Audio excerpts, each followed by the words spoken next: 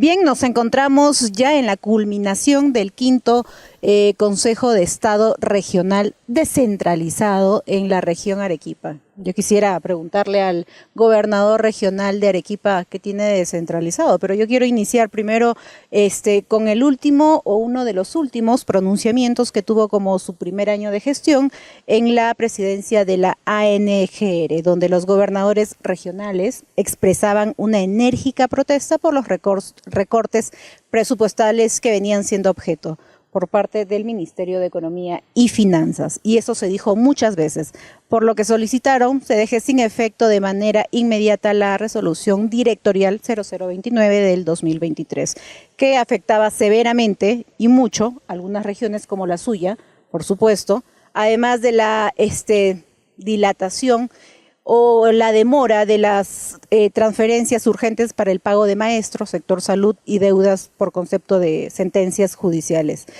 Desde este último pronunciamiento, gobernador, ¿qué tuvo como presidente de la ANGR? ¿Qué ha cambiado? ¿Se ha descentralizado verdaderamente? ¿Hay una verdadera descentralización? Más con estos recortes presupuestales, ¿estamos descentralizando el Perú o se está centralizando más? Este quinto Consejo de Estado descentralizado, perdóneme, y con todo respeto se lo digo, ¿es una burla a la inteligencia de la verdadera descentralización? ¿Existe eso o el gobierno central está diciendo una cosa y actuando de diferente manera? A ver, vamos por partes. Una cosa es la inversión y el presupuesto corriente. En esa medida, por supuesto, todos los gobiernos regionales en el presupuesto del año 22, 23 tuvieron una estabilidad, por lo menos en la asignación del presupuesto, pero del 23 al año 24 se dieron esos recortes. Por ello, la disconformidad de los gobernadores sobre esta forma de manejar el presupuesto. Sin embargo, ya dado estos compromisos, el día de hoy, por ejemplo, en este quinto Consejo de Estado Regional, tanto la señora presidenta como el señor ministro de Economía han ratificado el compromiso que el presupuesto de ninguna manera va a ser inferior al del año 24, lo cual nos permite a nosotros pues tener una planificación coherente en relación por lo menos a esa base, pero también se le ha indicado que se haga una corrida de las proyecciones macroeconómicas en relación a los ingresos y se pueda más bien incrementar estos presupuestos en relación a lo que es inversión. Ahora, el tema del gasto corriente, pues eso es un tema que se tiene que solucionar en la medida de que se vaya abordando el tema de la descentralización con competencias, con funciones y con presupuesto. Así que la realización de este quinto Consejo de Estado Regional realizado fuera de la ciudad de Lima es importante porque una sencilla razón. En provincias, los gobernadores, o en las regiones, los gobernadores nos sentimos nosotros identificados pues, con nuestras regiones, y que venga el Ejecutivo a una región evidencia también el compromiso que ellos tienen en relación a realizar un trabajo articulado. Y ese trabajo articulado es importante porque nos permite identificar cuáles son las inversiones que deben ser priorizadas. Y en el marco del cierre de brechas, por supuesto, porque hablar de solucionar todos los problemas, eso tampoco se va a dar, porque en el caso, por ejemplo, de educación, tendríamos que nosotros adelantar el presupuesto de los próximos 30 años para poder decir, esta es la línea base de la inversión que tenemos que hacer, o en el caso de salud. Entonces, hay situaciones que se tiene que seguir trabajando, pero lo importante es que a estas alturas ya de la gestión, todos los gobernadores tienen claro cuál es el derrotero en relación a lo que significa sus inversiones, la priorización de esas inversiones y también la atención en cuanto a lo que es el gasto corriente. Y definitivamente eso nos debe llevar para que el año 25 sea pues es el año ya de la consolidación de las gestiones y poder de la mano con la población pues evidenciar cuáles son los resultados de la gestión sobre la priorización de esas inversiones. Usted acaba de mencionar 2023 y 2024 hubo recorte, el 2025 va a ser el mismo presupuesto, entonces ¿qué estamos hablando? ¿De que también va a haber un recorte? No va a haber recorte, estamos hablando que se va a mantener el presupuesto del año 24 y ese es el compromiso que se ha asumido en este quinto Consejo de Estado Regional y esperamos y vamos a ser vigilantes de su cumplimiento. Una lavada de cara siempre al gobierno nacional, haciendo descentralizaciones sin sentir el cumplimiento verdaderamente, porque si le preguntamos a los 33 millones de peruanos, creo que no sienten la descentralización. Usted en algún momento habló también de que se siente o que hay desplazamiento a algunas regiones del Perú en cuanto al presupuesto, a la efectividad presupuestaria, requerimiento, no del gobernador, sino de los ciudadanos que representan las regiones, que no reciben la misma atención que otras que son más beneficiadas, fueron palabras suyas. Y me gustaría que usted lo pueda referir, por favor. En algunos sectores, no todos los sectores, me refiero a no todos los ministerios, pues están interviniendo como debe ser en todas las regiones. Por ejemplo, hablemos del MTC, ¿no? En Arequipa, la única intervención que tenemos es una obra por impuestos en lo que es una parte de la vía Arequipa-La Joya, y no tenemos más. Entonces, ello es un poco lo que se reclama, ¿no?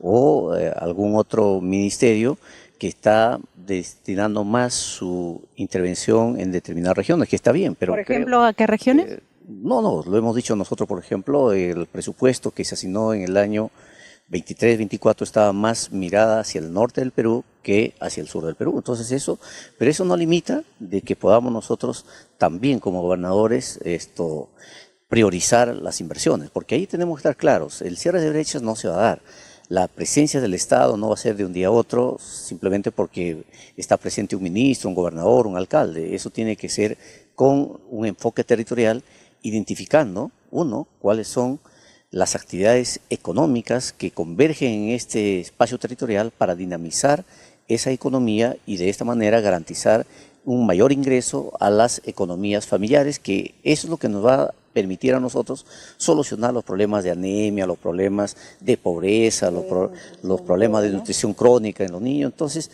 y aún esto tiene que darse una mirada distinta en lo que es el acceso, por ejemplo, a las tecnologías, y allí por mencionar Pronatel, que es un programa que del MTC, pues no está cumpliendo como debe ser en el tiempo oportuno el acceso a la conectividad en Internet, por mencionarlo, ¿no? Entonces, esas cosas ya muchos gobernadores, como el caso de Arequipa, nosotros hemos tomado la decisión de ejecutar el uso el acceso a la Internet, sobre todo a través de Internet satelital, bajo un mecanismo de un proyecto de obras por impuestos, y que eso ya está encaminado. Entonces, ya hay soluciones que se dan, pero también en el caso de Arequipa, por ejemplo, producto ya de estos consejos de estados, hemos logrado nosotros que se dé un decreto supremo, el 014, que se publicó el 27 de julio del presente año, donde declara de interés nacional y prioriza y autoriza al MINSA para que se convoque de gobierno a gobierno la construcción del Hospital Goyeneche. Y hoy hemos ratificado eso en un convenio suscrito entre el gobierno regional y el MINSA, lo cual asumo yo que a muy tardar en el mes de octubre ya tenemos claridad de qué estado es el que se hace cargo de la construcción. Pero también nosotros hemos suscrito un acuerdo, por ejemplo, con el ANIN, para intervenir en las nuevas especialidades, la nueva infraestructura del Instituto Regional de Enfermedades Neoplásicas, lo cual va a demandar una inversión promedio de 800 millones de soles. El 10% lo ponemos nosotros como gobierno regional, y la diferencia lo pone el ANIN, y está buscando financiamiento de gobierno a gobierno. Así que, por ejemplo, allí eso está avanzando. También nosotros nos hemos propuesto desde Arequipa liderar lo que significa la inversión de cambio de matriz energética, es decir, inversión en energías renovables. Y ahí estamos, por ejemplo, con una planta de hidrógeno verde que va a tener una inversión promedio de 2.500 millones de dólares. Entonces estamos igual. Ayer hemos acordado que sí o sí, de una vez por todas, se promocione y se convoque a la inversión privada para que hagan llegar su iniciativa privada para la construcción de lo que vendría a ser el puerto de las Américas de Corío, que va a ser un puerto multimodal y va a ser un puerto que nos va a permitir desarrollar. Entonces hay que seguir avanzando en esa perspectiva, en esa alianza estratégica entre el Estado y la empresa privada. Usted la tiene muy clara, usted sabe cómo recomponer el país. La que no sabe es la presidenta. La que no tiene la ruta y no tiene ese plan estratégico es la presidenta. En el mensaje a la Nación, la presidenta de la República se refirió de que Tía María era ya una realidad. Pude entrevistar al alcalde de Islay, donde menciona que la población no está de acuerdo. También entrevistamos al congresista representante de su región, Jaime Quito, pero quieren saber cuál es su posición, porque todavía la ven un poco floja o no ha tenido una posición muy segura, una posición muy concreta en cuanto al proyecto de Tía María, teniendo en cuenta que la empresa Sauder no cuenta con varias autorizaciones. La posición del gobierno regional es muy clara. Nosotros tenemos que impulsar todas las actividades económicas, en principio, con un enfoque territorial. Pero en ese contexto, cuando nos referimos nosotros a una actividad económica, hay que ver dos aspectos. Uno, si tenemos o no tenemos competencias. Y dos, si esa actividad económica no es aceptada por la población, no tenemos por qué imponer nosotros actividades que no es aceptada por la población. Hay que respetar nosotros esas decisiones. Pero en el caso, por ejemplo, de la mediana y gran minería, la competencia lo tiene el Ministerio de Energía y Minas. Y allí corresponde ya a ellos ver si han dado todo el cumplimiento de las autorizaciones, por un lado, y por otro lado, si la empresa tiene ya ese contacto con la población para que pueda iniciar sus actividades. Así que ahí no hay por qué confundirnos, porque nosotros en Arequipa tenemos es una región minera y hay que impulsar esas actividades mineras, pero responsables, sostenibles y que sobre todo estén orientadas a proteger el medio ambiente. ¿Cuáles son los megaproyectos que su gobierno ha hecho que los anteriores gobiernos no se han atrevido a hacer? ¿Cuáles son esos proyectos que lo identifican hasta ese momento como gobierno regional? Si hablamos de megaproyectos que están encaminados, porque estamos nosotros a mitad del gobierno, hablemos, Majes, eso va a ser una realidad. El día de hoy se ha podido ya identificar el marco legal para optimizar un año de aprovechar el tiempo a través de este convenio que ha suscrito el Estado peruano con el Estado canadiense, incorporarlo a ese convenio, la parte de lo que significa la puesta a punto, es decir, el mantenimiento de los túneles y del canal principal y a la vez la construcción de la represa intermedia. Nos hemos propuesto nosotros como región Arequipa liderar el cambio de matriz energética en el Perú. Y en ese contexto tenemos nosotros 16.000 hectáreas separadas para construir un hub energético en energías renovables. Producto de ello, por ejemplo, ya también hemos conseguido un inversionista para tener la planta de hidrógeno verde la más grande de Sudamérica y una de las más grandes del mundo, con una inversión de $2.500 millones. Y eso es una realidad. Estamos promocionando con mayor énfasis y que ya está en el mundo. Hay muchos, nos han visitado de China, de Corea del Sur, o también de Países Bajos, de Estados Unidos, que están interesados, por ejemplo, en el megapuerto de las Américas, el megapuerto Corío. Que va a ser mucho más grande que Chancay. Es obvio, definitivamente. Eso no se va a complementar con ellos, pero no se entra en competencia en absoluto. Hablando de ello, pero también, por ejemplo, en salud, el tema del Irensur, el tema del nuevo Bioneche, el destrave de 4 hospitales que estaban paralizados, que ya están bajo el control del gobierno regional y estamos elaborando el expediente de saldo de obra. Las carreteras, Arequipa para ir a la costa tenemos una sola vía y para salir a la parte alta tenemos una vía. Estamos invirtiendo 2.500 millones de soles en carreteras, por mencionarle, por ejemplo, Caima-Pataguasi, una carretera importantísima. Lo que es Arequipa-La Joya, que estamos terminando la autopista y estamos uniendo ahí la Nueva Molina con el puente de Arequipa-La Joya. En el cono sur, ahora por impuestos, estamos en Socabaya, Yarabamba y también hacia la Panamericana Sur, con un promedio de 460 millones de soles. Estamos promocionando nuestro turismo con una intervención de 204 millones de soles en la carretera de Huambo, Pedregal-Majes, que va a estar todo el cañón del Colca interconectado, y en la parte alta también con lo que es Cayarani, para incorporar a nuestros hermanos de Cayarani, porque ellos para venir a Arequipa van por el Cusco, van a venir directamente al distrito de Cayoma, aquí en la provincia. Y tenemos la carretera, por ejemplo, de Saguení, San Gregorio, lo cual nos va a tener también una interconexión. ¿Y eso a dónde apunta? A la inversión en infraestructura hidráulica. Es una realidad que el cono norte de Arequipa va a contar con una represa que es en la parte alta de Yura, que se llama Casablanca, que va a habilitar agua para toda la población del cono norte y habilitar una parte de ella también para ampliar frontera agrícola. Entonces, las obras están totalmente encaminadas, sin dejar de lado lo que significa las intervenciones en vivienda, como lo ha dicho la ministra de Vivienda. Por ejemplo, somos una región, diríamos, piloto en utilizar el canon minero para el bono canon en viviendas. Entonces nosotros hemos financiado 29.700.000 soles y hemos generado 1.000 bonos canon para 1.000 viviendas, y el Ministerio de Vivienda ha puesto también allí otras 1.091. Entonces hay 2.091 viviendas, pero estamos utilizando otro mecanismo de proyectos en activos para financiar viviendas. Y en las alturas somos también, allí con el canon, hemos transferido al Ministerio de Vivienda para construir casas calientes, lo cual ahí son 112 de 500 casas comprometidas. Sí, entonces estamos abarcando todos los sectores. Igual en la pesca, por ejemplo, estamos ahí con proyectos de acuicultura, mejorando nuestros desembarcaderos. Ya hemos comprometido ahí al Ministerio de la Producción intervenciones concretas en Atico y en Matarani, por mencionar acá en Moliendo.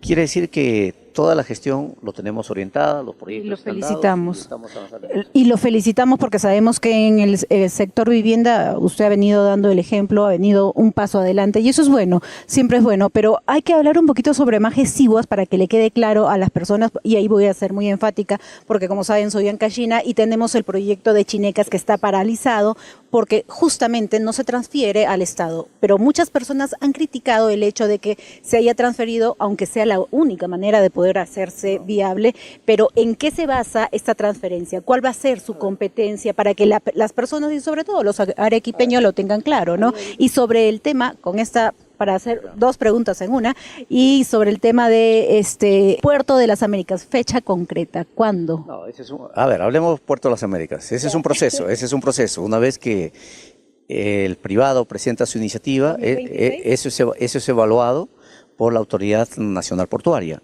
y a partir de ello entonces viene ya el inicio de la construcción, que de hecho nosotros, por ejemplo, ya nos hemos asegurado de las tierras. Tenemos 1.127 hectáreas que están adscritas a nombre del gobierno regional, y estamos en proceso de inscripción de 12.000 hectáreas. Entonces, las facilidades va a ser por allí, y la inversión se debe llevar a cabo bajo este mecanismo de proyectos en activos que no hay ningún riesgo para el Estado peruano, y los riesgos los asume el privado, pero los beneficios son compartidos. Entonces, es un mecanismo importante que estamos trabajando. En el caso de Majes, allí han querido politizarlo innecesariamente, porque esta obra, cuando se dice vamos a hacer la obra de Majes Siguas, se divide en dos etapas, etapa 1 y etapa 2. La etapa 1 se construyó hace 45 años, se construyó los túneles y el canal para trasladar el agua, no solo para la etapa 1, sino también para la etapa 2. Lamentablemente, la etapa 2, recién en el 2010 de este año, se ve un mecanismo de asociación público-privado, donde hay dos partes, el concedente y el concesionario. El concedente es el Estado peruano. En este caso, ¿qué sucede? Que como gobierno regional teníamos obligaciones nosotros que cumplir en el marco de los derechos y obligaciones del concedente. Por ejemplo, la puesta a punto. ¿Cuánto significa la puesta a punto? No es otra cosa sino el mantenimiento de los túneles y el canal. Pero para hacer ese mantenimiento hay que cortar el agua. Y al cortar el agua tenemos entonces que construir la contingencia, que es la represa de la cuenca intermedia. ¿Esto cuánto cuesta? 2.750 millones de soles. El gobierno regional no tiene ese dinero. El Ejecutivo tampoco lo tiene.